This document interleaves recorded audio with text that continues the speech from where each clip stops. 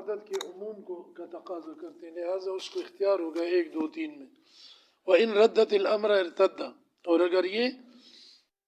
مشیت کے حکم کو اور معاملے کو لوٹا دے شوہر پر تو لوٹ جائے گا۔ وَفِي طَلِّقِ نَفْسَكِ مِنْ 3 مَا شِئْتِ، اور اگر وہ کہتا ہے کہ تو اپنے آپ کو طلاق دے دے 3 میں سے جتنا تو چاہتی ہے، تو طلق ما دون الثلاث، تو اب 3 سے کم کا اس کا اختیار ہوگا اور وہ طلاق دے سکے گی۔ باب تعلیق الطلاق، طلاق کو معلق کرنا،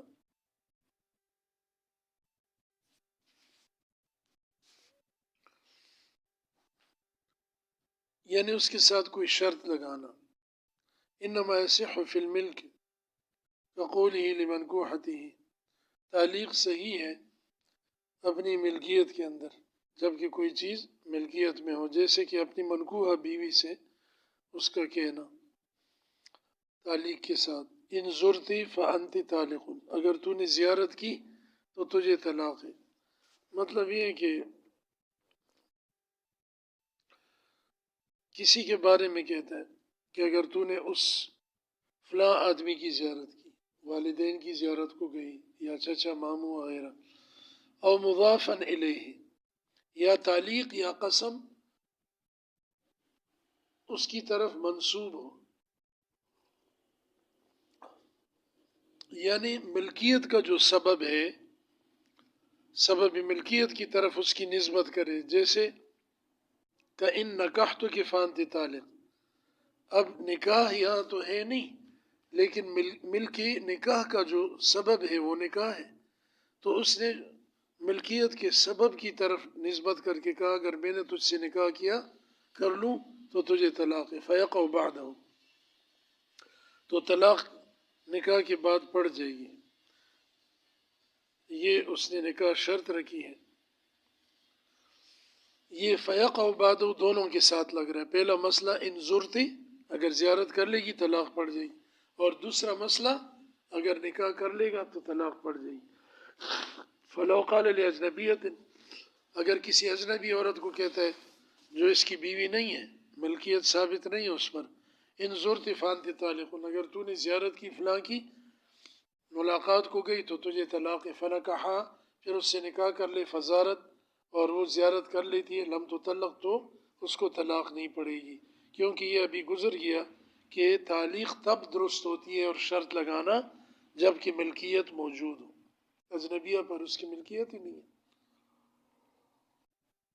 تو بوقت تعلیق وہ اس کی ملکی نکاح میں نہیں تھی، لہٰذا بعد میں اگر نکاح میں آتی ہے تو اس سے وہ نہیں پڑے گی۔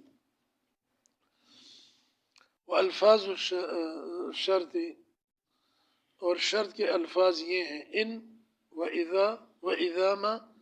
و کل و کلما،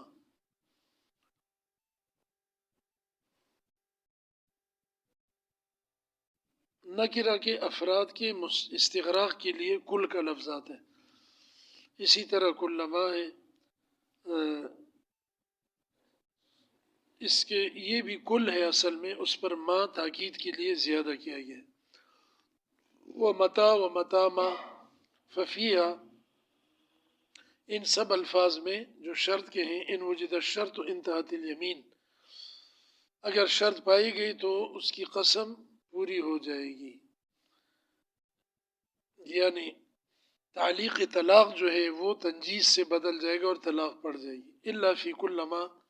مگر کلما میں، لاقتضائہ عموم الافعال، کیونکہ کلما تقاضا کرتا ہے افعال کے عموم کا۔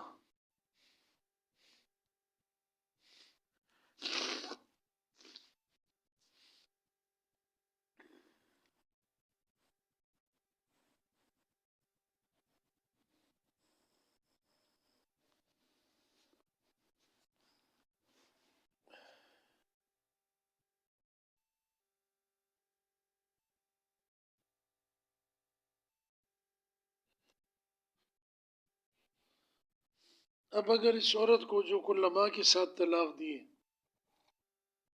اگر یہ اس شرط پر عمل کرتی ہے، کلما دخلت دار فلان، فلان کے گھر میں جب بھی تو جائے تجھے طلاق ہے، اب وہ چلی گئی، 3 طلاق اس نے کہی تھی وہ پڑ گئی، پھر اس نے کسی اور سے نکاح کیا، پھر اس کے نکاح میں آ گئی، تو پھر وہ چلی جاتی ہے اس گھر میں، تو پھر اس کو پڑ جائیں گی. ٹھیک ہے، کلما کے اندر عموم ہے. اقتضاء عموم الافعال کا اقتضاء کل عموم الاسماء، جیسے کہ لفظ کل اسماء کے عموم کا تقاضا کرتا ہے. اسماء کے عموم سے مراد کیا ہوگا کہ اگر وہ کہتا ہے کل الطلاق تو 3 طلاقیں پڑیں گی. اور افعال کے عموم کا کیا مطلب ہے کہ جب بھی وہ اس فعل کو کرے گی جو مشروط ہے، تو شرط میں جو ذکر کیا گیا تو طلاق پڑ جائے گی. فلو قال كلما تزوجت امرأة فهي طالق، اگر کوئی آدمی کہتا ہے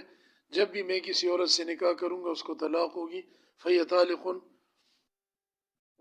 يحنس بكل مرة، ہر مرتبہ نکاح کرنے کی وجہ سے حانس ہو جائے گا، یعنی طلاق پڑ جائے گی جب بھی کسی عورت سے نکاح کرے گا. ولو بعد زوج آخر، چاہے دوسرے شوہر کے بعد وہ اس سے نکاح کر لے، یعنی 3 طلاقوں کی نیت کی تھی، مطلقہ ہوگی، دوسرے شوہر سے ہو کر آ گئی، تو پھر جب بھی نکاح کرے گا اسی عورت سے یا کسی اور سے طلاق پڑ جائے.